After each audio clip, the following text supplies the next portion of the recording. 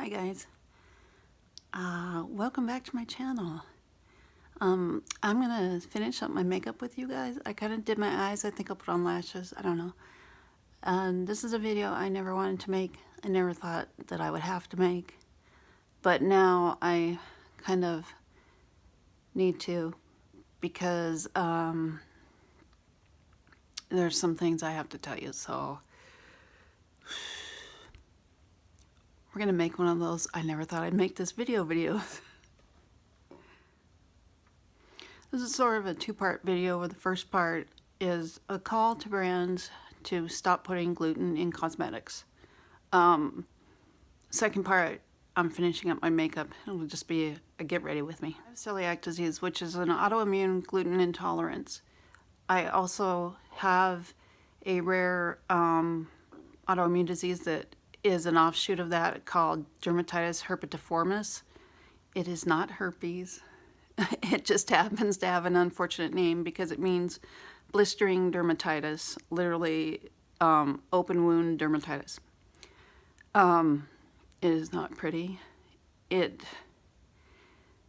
is something that's come about as the result of, I guess, a bunch of stress. They said you can have it from a result of a bunch of stress. You may or may not know, I've had 2 neck surgeries. I had a artificial disc put in my neck, and they go through your throat, and they move everything out of the way, slash your throat. It's just really dramatic. Anyway, a year after that, I had a fall on some black ice on a sidewalk in Anchorage, and it dislocated the disc in my neck.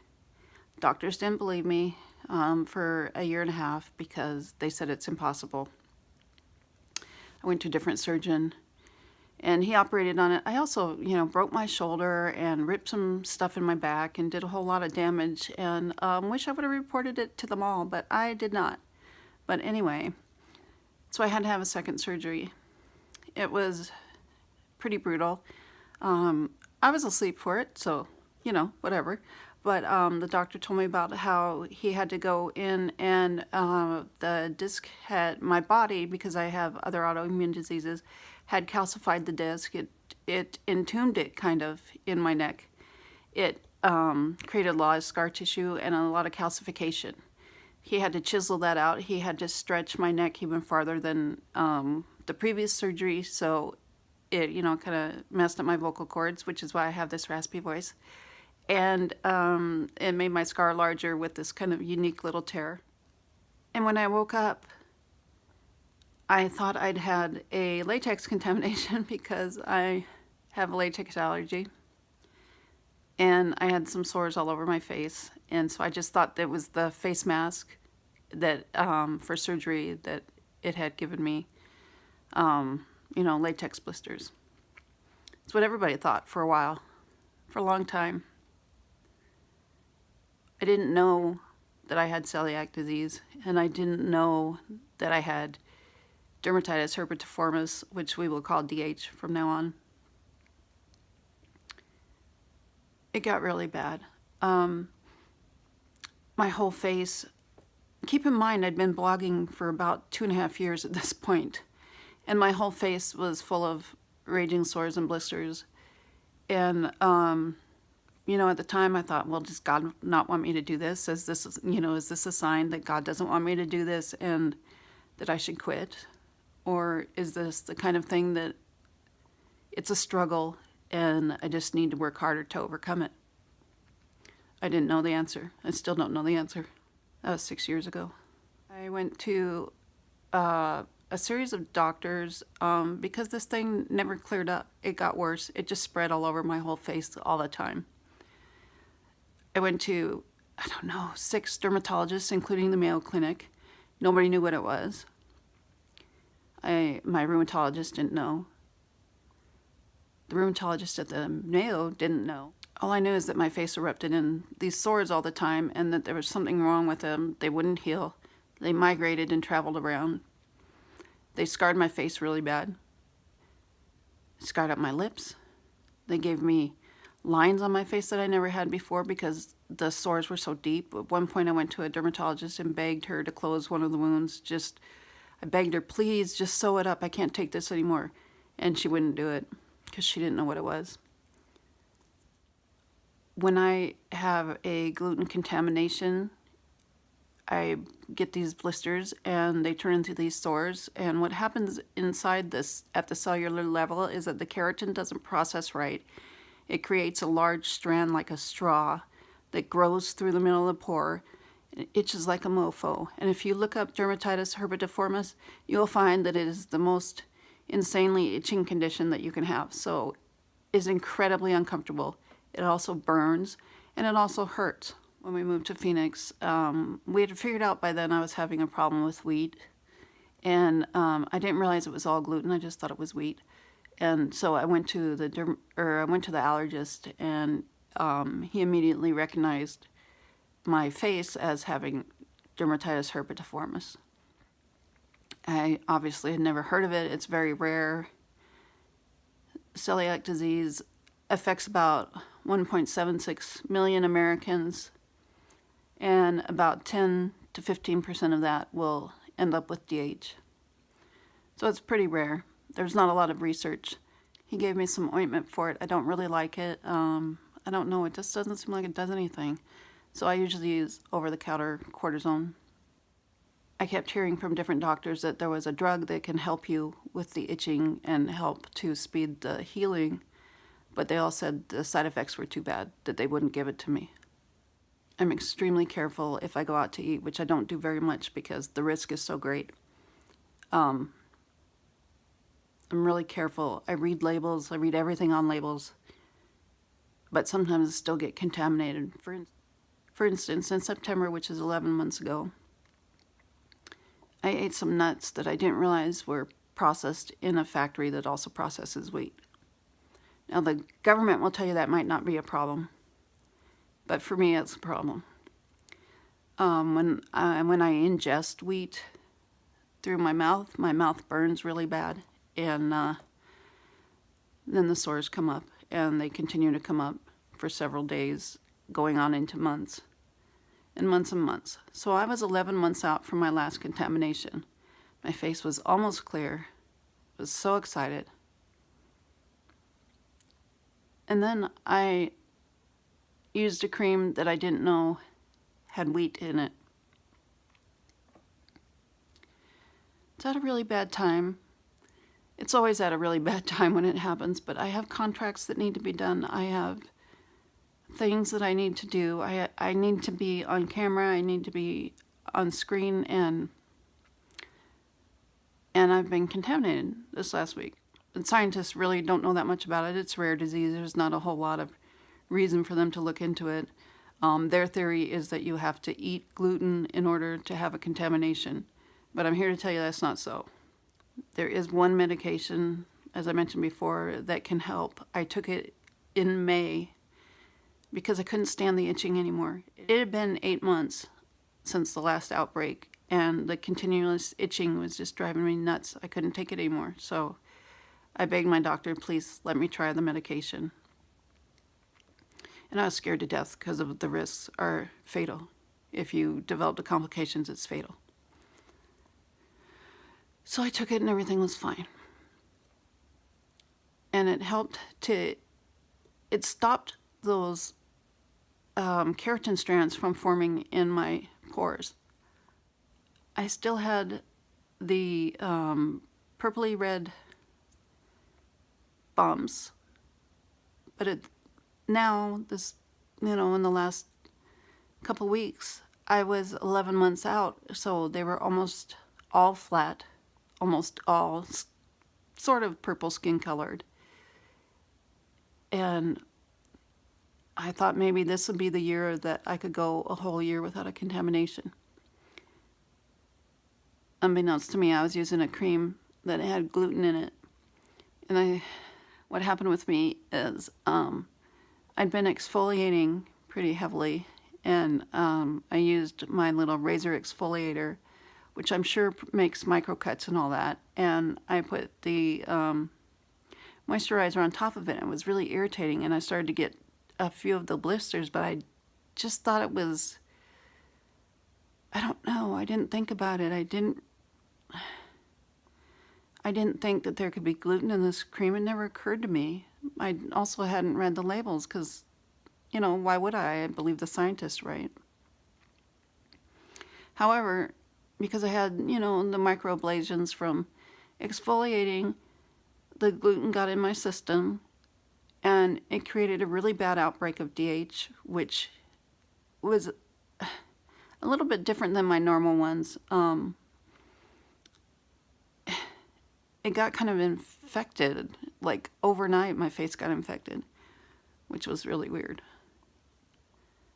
And then when I looked at it and my old sores were back bumpy and red, I knew that it was a gluten contamination and the keratin straws started coming. So I called the doctor and asked him for another round of the dapsone to try to put this at bay. I have a lot of work to do.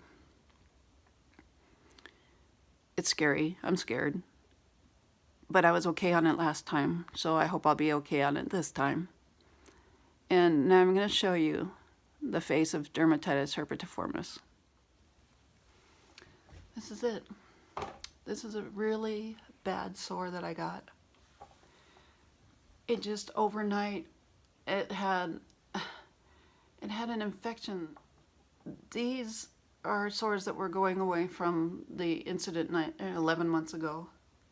These are all new. Here is where someone took a biopsy. And around in here, and especially all through here, I've had outbreaks all over here. All over here. I mostly get them here, but when I first didn't know what it was, I had it all over my whole face because it travels. This is one that was from last September, and it just erupted again. Well, eruption is the wrong word because it's not like a zit where it erupts. It just makes a big hole. This is all scar tissue on my nose. This is from last September, and it broke open again.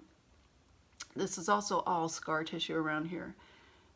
This particular one taught me a lot about your skin and your pores, where you think, you know, you got 20 pores here. You don't. You have like 1,000.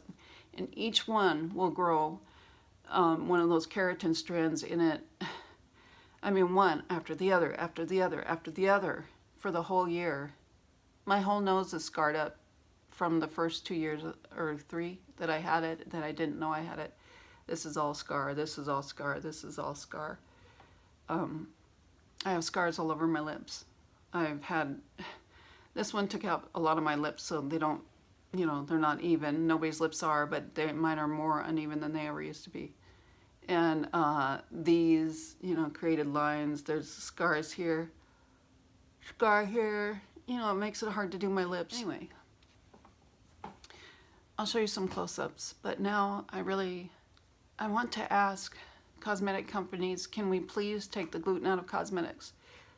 This idea that nothing will happen if you put it on your face, look what happened to me in like 2 days. I see that I have some more coming up here. And there's like one over here. So it may not be done erupting yet. I have to go on a serious, potentially deadly medicine because there was gluten in my moisturizer. I've heard a lot of brands have gluten in their lipsticks. And you know how they say that a woman who wears makeup will ingest like 15 pounds of lipstick in her lifetime. Can you imagine if I use a lipstick with gluten in it, what's going to happen to me? I mean, my whole face will be destroyed. Not only that, but I'll have it in my intestines, and gluten for a celiac person can cause cancer in your intestines. Would you want to be the cosmetic company that some lady ate 15 pounds of your lipstick and died of cancer from it, and they come and they sue you for it? Would you want to be that company? I wouldn't. Anyway, I wouldn't want to be one of those brands that puts gluten in their skincare or in their hair care or in their makeup and then eventually has to pay the bill for the people who die as a result of that. I'm just one person, but I'm one person who's suffering from gluten that was in her skincare.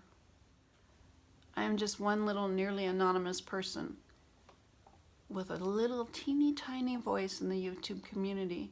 But if this has happened to me, and this is a minor outbreak for me, I can only imagine how many other people it's happened to, and nobody's had the voice to talk about it. I never wanted to talk about this. I never wanted to show my scars. I just wanted to keep them covered with concealer and stuff, and I never wanted to bring you the face of Dermatitis herpetiformis because it's not cute. It's ugly. I got enough working against me. If you have celiac disease, if you're gluten intolerant, or if you have DH, would you please let me know, because I do feel pretty much alone in this. Nobody understands the suffering, and nobody understands how it impacts my career here. I haven't wanted to make this video before because my husband's told me I should blog it, I should talk about it. It might help someone. But I didn't want to expose my weakness, my ugliness.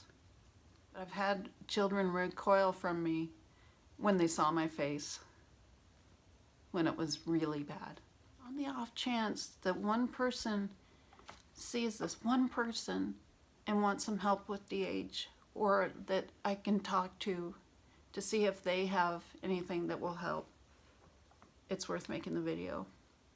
One skincare product that I found was about the only thing I can use when my face was burning and itching and all that, was this Malin Goetz Vitamin E moisturizer. This was gentle enough that I could use it no matter the condition of my face. For a whole year at one point, it was all that I used on my face. And you know, I need my retinol, but you cannot put retinol on these sores. I used to do it when I didn't know what the sores were. And it burns, let me tell you, and it extends the life of the sore. In one respect, I've been really lucky because I didn't have DH or acne or any skin trouble for most of my life. I mean, I lived a whole lifetime till I got this. If I'd had this as a teenager, or 20s, I don't know what I would do. So this is where they stretched my throat out, that bit from the second surgery. It's just a lot of stretching.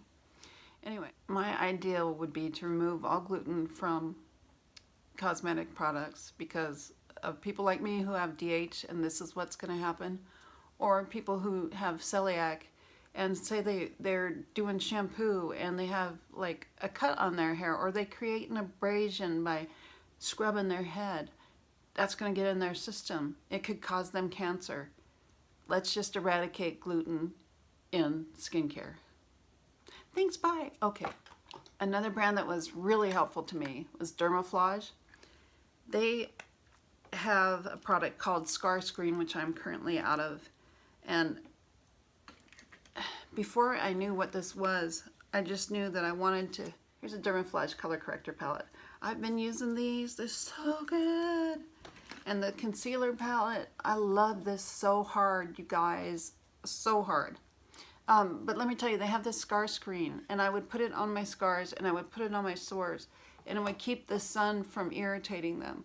And I mean, I live in Phoenix. It's sunny, well, I would say 360 days out of the year, but we haven't had that lately. 350 days out of the year, we'll say it's sunny. And those UV rays, autoimmune disease, getting ultraviolet rays, it can create even further hardening, which can create problems for your kidneys and everything else, but it creates a big issue with DH. You got to keep the sun off those sores. It's just really bad. So I would use the scar screen, and then I would put on a color corrector, and then I would put on my makeup. Let's talk about what we got going on here. When I started using these products, I started using the color corrector, and then I would put the concealer on over it, a spot concealer. But I found that this has such incredible coverage, such incredible pigmentation, that I don't really need to color correct first. When you put this on, like for instance, I don't know that I'll be covering this. It's a gaping wound. I generally use it with the little brush that was provided, but I took it out to wash it. So I'm going to use it with my backup concealer brush, which is a Bobbi Brown gel eyeliner brush. I generally use it, let's see, I'm going to have to look down here.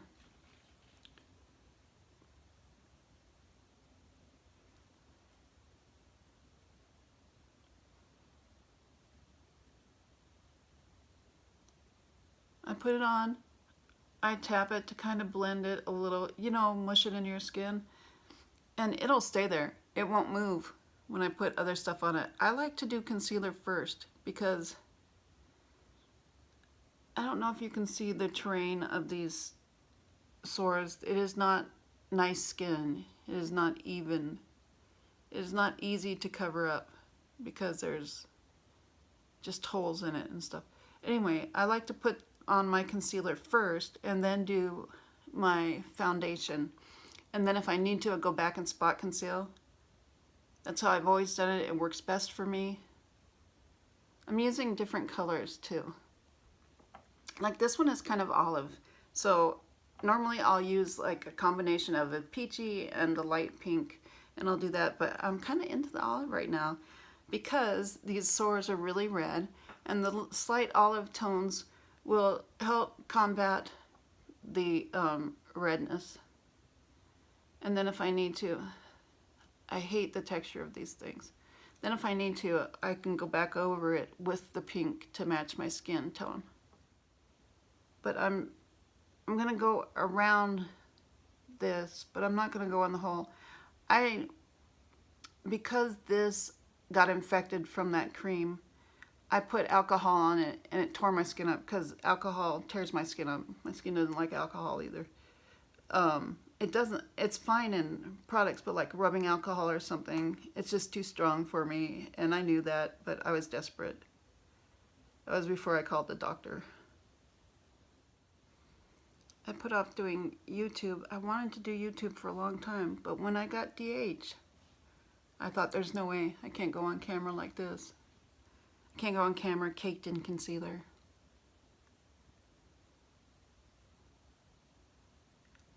My blogging friends have been very supportive. I'm sure they don't know how gross this is, but they're very supportive and said, you should talk about it. You need to talk about it. So you guys better be watching.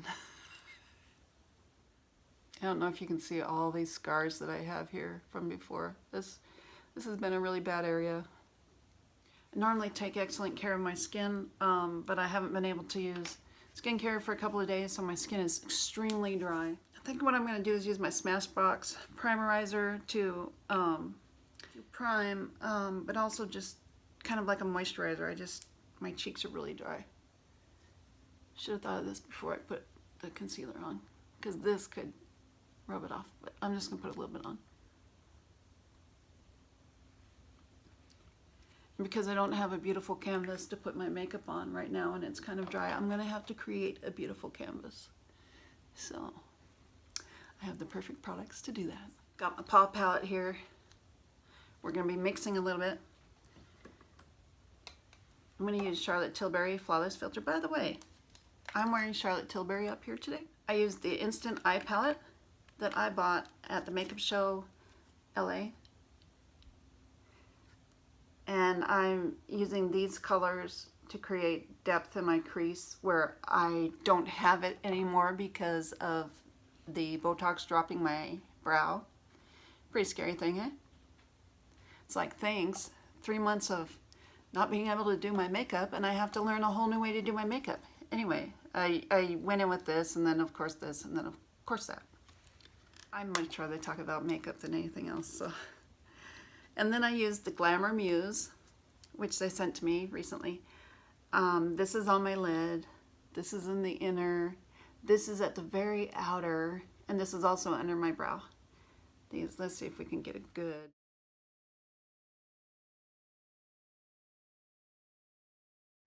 I've been playing with this. You know, the last few days I've been a little disheartened, so I hadn't been playing, and I was just aching to get this back out again. So we're going to use that.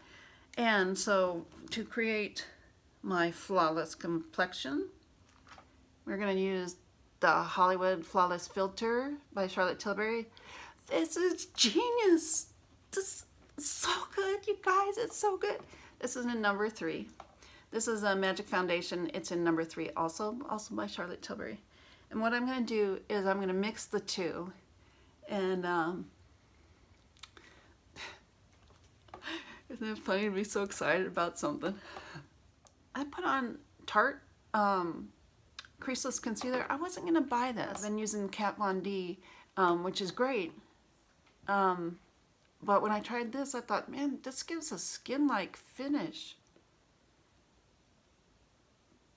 And this is only the second or third time I wore it. And the first time I wore it for video, but I have not powdered it, and it looks pretty good. I bought this Japanese brush for foundation because I'm mad at It Cosmetics because my brush fell apart, and it should not have fallen apart in just a couple years. Anyway, that's my dilemma. I'm going to put it on this brush and do my nose. The only problem with this brush, I mean, I really like it, but the only problem is that it is so big, you know, it's hard to get into the small areas, which I didn't think about when I bought it. So the T-zone, or as we call it here, the DH zone. We'll mattify that some. And then if we have to, we'll put some flawless filter. But for the rest of my face, it's going to be flawless filter all the way, baby. I'm going to take my Pot palette, put some flawless filter on, I mean some magic foundation on.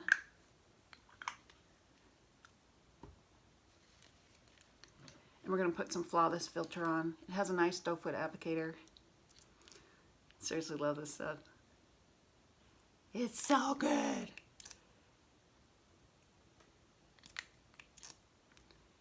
Hopefully that'll be enough. Let's see. Let's put that blob there too. I need a lot of help today. I guess I'm going to go for an alternate It Cosmetics brush I have. I really don't even want to use these brushes anymore because they betrayed me so bad. I'm gonna mix this up.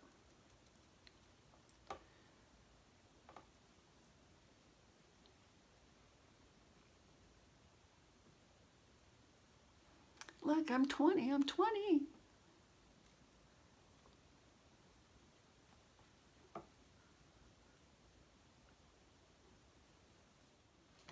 I forgot this is my winter color. The 3. I'm going to take some of the flawless filter and I'm going to put it on my décolleté. It gives me more of that healthy look.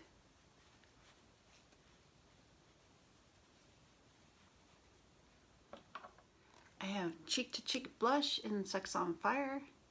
That's a pretty accurate color picture. I want to get that one that is like nudes. I mean, I think that looks so pretty. And I'm just going to go ahead and swirl it here, get it in my brush, pop it on.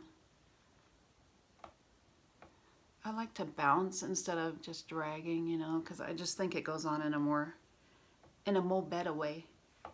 Because otherwise, you know, sometimes you get a streak or whatever, and I just feel like this blends it better. I don't know when I started doing that, but that is my preferred method.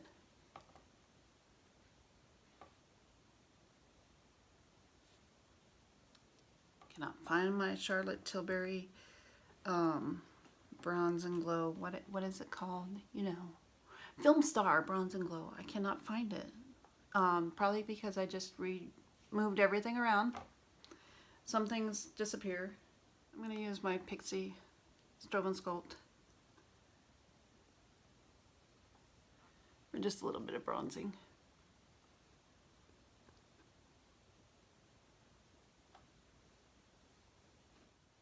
I got distracted and went hard on my forehead, so I'm going to take some Cat Fix powder. Ooh, drop the thing. Take my N1 Cat Fix powder, and I'm going to fix that because we can't be having that.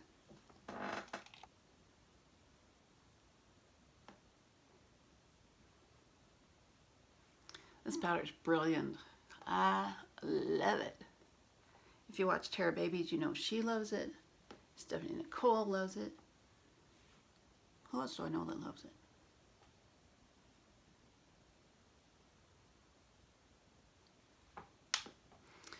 Very lightweight. Fills in all my nastiness.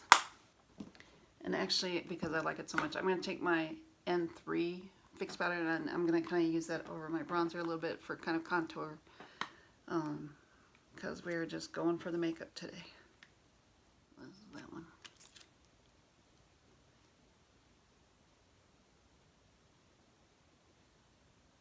These are the same colors that Terra Babies has. I hope you watch her channel. She's cool. She like torches. And my Physicians Formula Mineral Pearls in Translucent, and I'm just going to kind of go lightly over a lot of what I just did. Just to bring some of that glow. Just really lightly. I mean, like really lightly. Because sometimes I could get carried away with this. We would just want to go light. And then for my highlighter, if you know me, you know what I'm going to use. Charlotte Tilbury Bar Gold. Love, love, love, love, love, love. My little tart brush.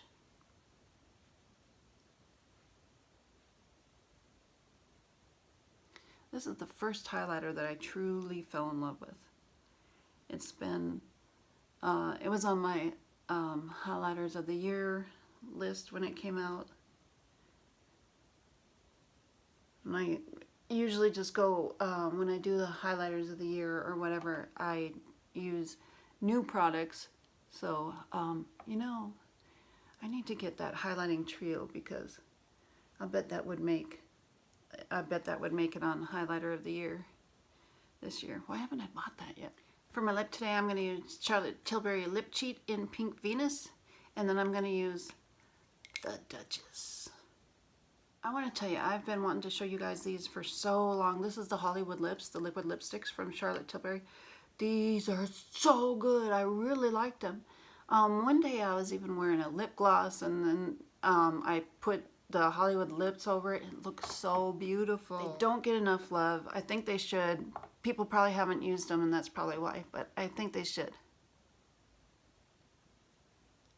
I just love how these look. They're just so beautiful.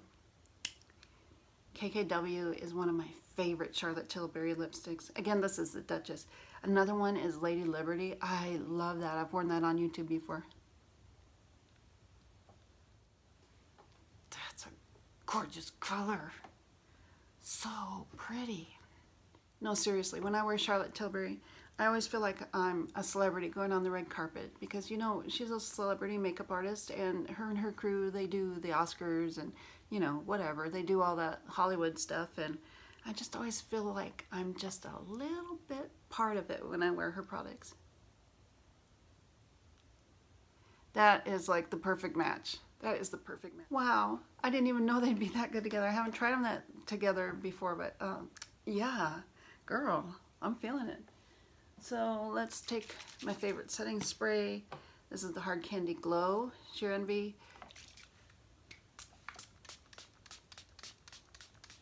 They have old ones of these that have a ball bearing in the bottom to mix them up. If you shake it when you're at the store and it makes that ball bearing sound, do not get that one because it's terrible. But the new one is good, really good. Thank you for sticking with me through all of this and for my story and my get ready with me and all of that. I really appreciate it. I love you guys. I appreciate you so much. Thanks for coming.